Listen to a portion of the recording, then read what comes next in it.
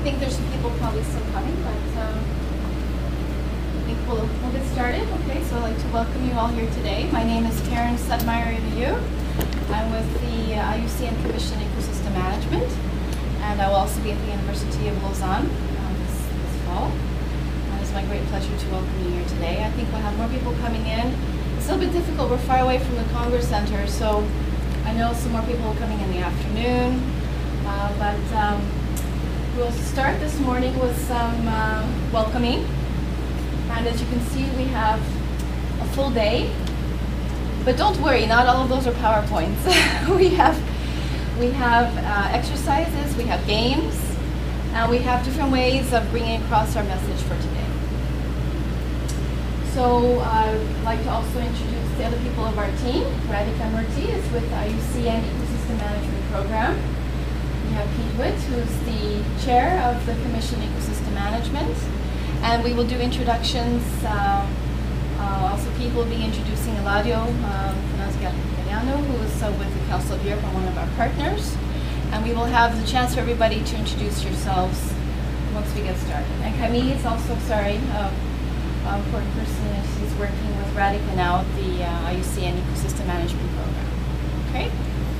So let's get started. Pete, if you would like to start with a couple of welcoming words to everybody. Thank you very much. Disaster risk reduction is one of our Commission's highlights of the last 4 years.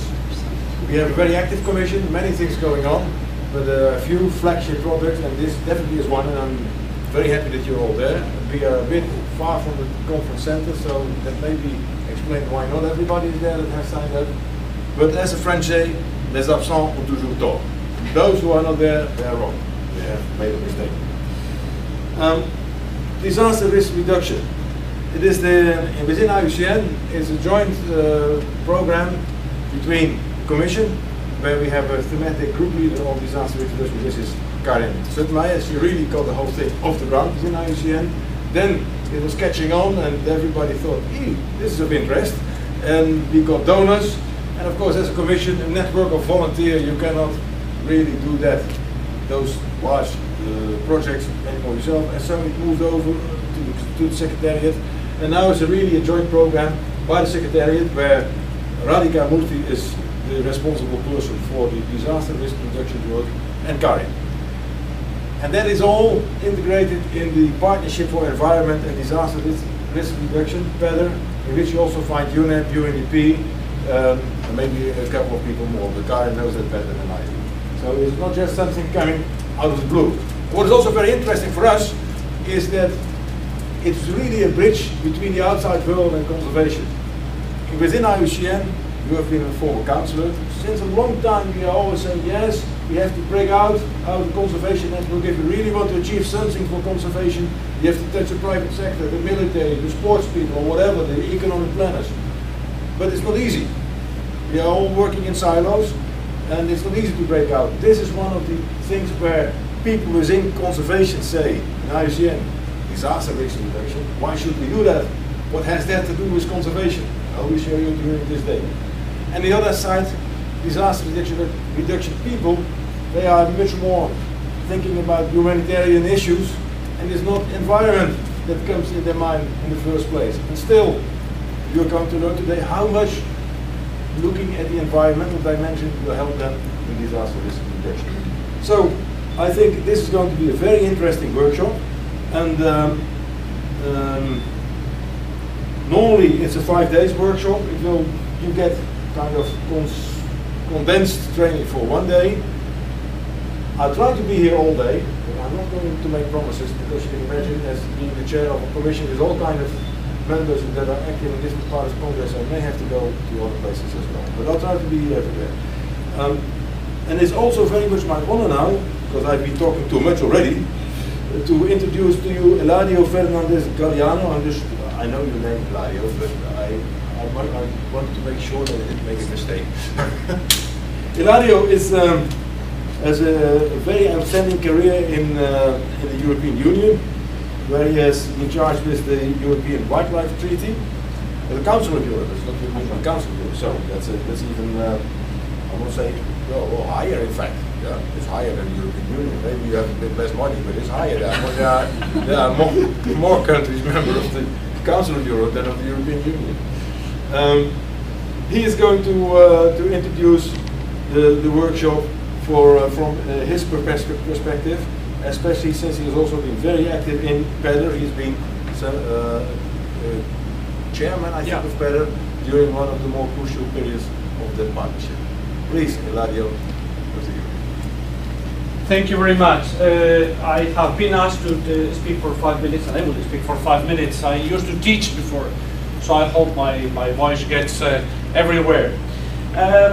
When you come here to this congress, the first thing you see is Nature Plus. Nature Plus. You know, that's I think it's a very good logo, Nature Plus.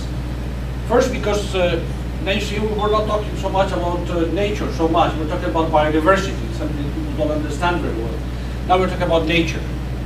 And this plus, what does this plus mean? You know, I think this plus means that we are not doing this in the conservation world just because of the forests we love so much, and the butterflies we love so much, or the tigers we love so much, you know, or the invertebrates we love so much. You know, this plus is because we think we can add something to the lives of people, you know, the life of communities, to the way in which you know the world is run, the ecosystem is run, our planet is run. And this plus is very important that we prove to other people that we do care about other worries. You know, we are talking a lot, especially in the last 2 years, about ecosystem services. A bunch of economists have come to us and said, look, you have to sell this, don't sell this. Just telling the people that it's very important to protect biodiversity. Nobody knows what it is, you know, and anyway, you're not getting there. So you have to sell nature by saying that in a world, you know, where economy is the ruling force of shaping nations and worrying people, and I come from Spain, so you may understand that the way my country is now is economy is very important. You have to give a plus for what you do. And one of these pluses, one of these ecosystem services, is that you give safety to people. Is that you say, by preserving nature, by doing the right things, you know, we can indeed give you a plus.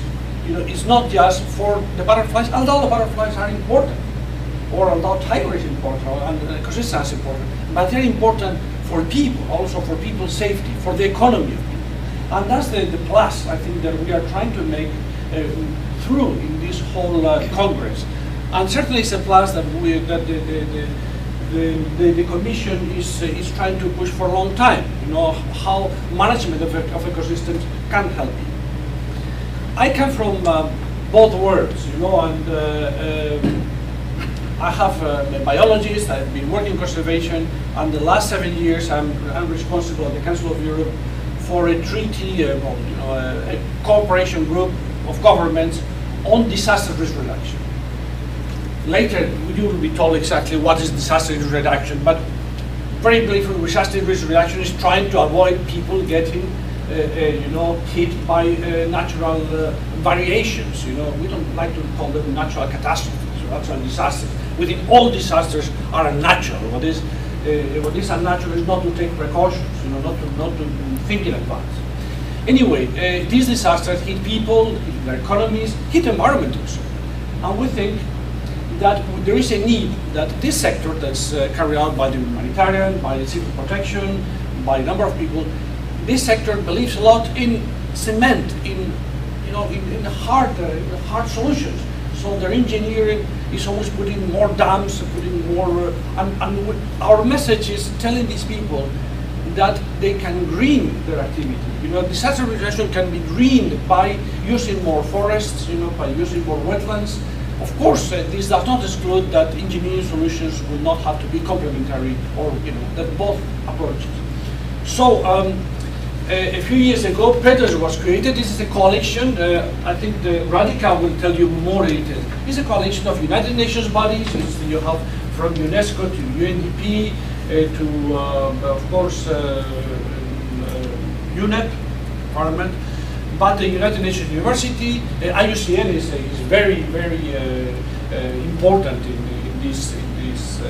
Has a lot of the leadership. But there are also, you know, other organizations, mainly the mind the Council of Europe, big NGOs like you know, the World Wildlife Fund or PROACT for Switzerland. We have also people from the more disaster reduction, like this Asian Center for Prevention, and of course the United Nations International Strategy for Disaster Reduction, ISDR, and the Nature Conservancy. So big NGOs, international organizations, and we have come together with this with a message that you have to marry happily, for a happy marriage, not for a fighting marriage.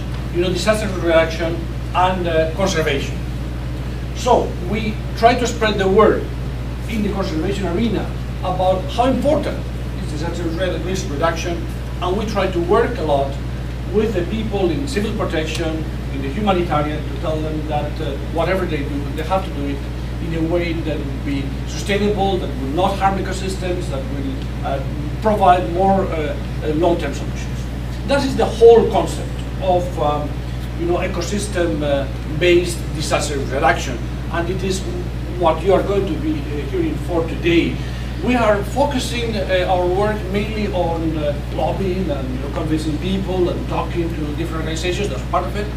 On providing the proofs that this is true, that ecosystems can help in some cases, not in all cases, you know, to minimize some disasters. And there's a book coming this year, next year, and training, because we think it's very important that people are trained, you know, that people involved, especially in the designing solutions for disasters, are trained in these other solutions and more green solutions. So these are our lines for, you know, Radhika and Karen will be giving you more of the history of PEDES. I was asked to talk for 5 minutes, and they are over, so thank you very much for your kind attention. Thank you. Thank you. I will be with you till 10:30 because I have another class to do, so, but as part of it. Thank you very much, Mario. Would you like to say a word? Is there a moment? We're going to do that in a minute. Yes, if you would, you're welcome to say a word now. Yeah. Yes, that'd be very nice. Good morning, everyone. I'm from Japan, and my name is Akiko Domoto. I used to be a counselor from 1994, and then I resigned in 2001 and ran for the governor's election in Chiba Prefecture. And after finishing all my public work, I'm back to IUCN again. Okay. And I'm so happy to see you all here. And last year in Japan we had a terrible disaster. The earthquake was magnitude 9, maybe all of you know, and it caused a tsunami. It was 9.3 meters high. And around 20,000 people have died and remain missing. So it was really a shock for us. And but what I want to say today briefly is that the Reconstruction Design Council was organized, and they announced the 7 principles for the reconstruction framework, which focused on infrastructure and, as you told us, more humanitarian issues. And they did not include ecosystem recovery or biodiversity, and also they didn't. Also, the other thing which I'm very much interested, my interest is on women's, and they didn't focus on women. And then there was no agenda perspective, and because of that, we started to make a movement. And first, we had the urgent symposium on biodiversity and disaster and biodiversity. And I couldn't translate the whole thing, but I thought it's translated into English. So those who want to see this, please get to have a look. It's here. And also we had a symposium on gender issue, and we tried very hard to let the government include the more gender perspective. And I think that gender perspective, it should be the mainstreaming and also biodiversity. It should be the mainstreaming, and both together, there will be a better reconstruction of this area. But I was very much interested in the Hyogo framework for action at that time, but I didn't know that IUCN was working on DRR, and it is very, very surprising for me that they're working on this DRR for such a long time, and I didn't know that. But in Japan, we are not focusing on maybe DRR from ecosystem management, and it is very new for us, and that is the reason that I'm here to learn from you all and try to bring it back home. Thank you so much. Thank you very much. Okay, now with those, thank you very much, Keith, thank you, Eladio, thank you, Mr. Moto, very much for this nice, warm welcoming. Now I'm going to hand it over to you to do some welcome, so to introduce yourself as well. We want to know what you're doing, what you're interested in. So we have just a brief little exercise. Ooh, this is dangerous. Let's not kill anybody here. Normally the way we have these workshops is very participatory. You have to work a little bit today, but in a fun way. So the first little exercise we have is that you have 1 minute. And I'm going to ask Camille, we brought some things from Switzerland today, just to kind of bring a little Swiss atmosphere. We have a Swiss bell. Kind of, if everybody's falling asleep, I might do this to see if you wake up a little bit. So Camille, I'm going to ask you if you can time 1 minute. Everybody gets 1 minute to introduce yourselves. Do you have a watch, or what can you do? Yeah? Stopwatch. Yeah. We also have Swiss chocolates today. So when I see some of the people falling asleep, maybe you get a little bit of chocolate to wake up. And if you do something really good, you also get a chocolate. Okay? So if everybody does their 1 minute introduction in a good way, you also get to start with a chocolate. Okay? So the things we'd like you to say, it's not so difficult to start the day because we're still kind of waking up. So it's your name, where you work, or your affiliation. Why are you in here? That might be a little bit more difficult to say. What is it you're interested in? And then one thing we would never guess about you. So that's a good way for us to remember. Okay? So we're going to go around the table, and we're going to, let's see, we're going to go like this. Okay? Is everybody ready for 1 minute introductions? Okay, let's start with you, please. Go ahead. Camille, are you ready? Yeah. Okay. Hi everyone, my name is Omar. I'm a PhD student at the University of British Columbia, and I work on issues of social recovery after natural disasters for communities. And I've been involved, I also work on the side with humanitarian aid organizations such as United Nations Habitat and Save the Children. And I've been very closely working on the 2010 Pakistan flood response recovery program in Pakistan, and I've been there for 2 years. And I've been in and out of the humanitarian world and academia, and I've been transitioning back and forth. And I'm here because I feel like that part of disaster response is so much isolated from the ecosystem management approach, and that's what's got me interested in what's going on. And one thing you would never guess about, I am terribly scared of water. Okay. Well, did you make 1 minute? Yeah, okay, good. Hey, you did it 1 minute. Good job. Okay. Please. I'm Akira Mori from the Yokohama National University.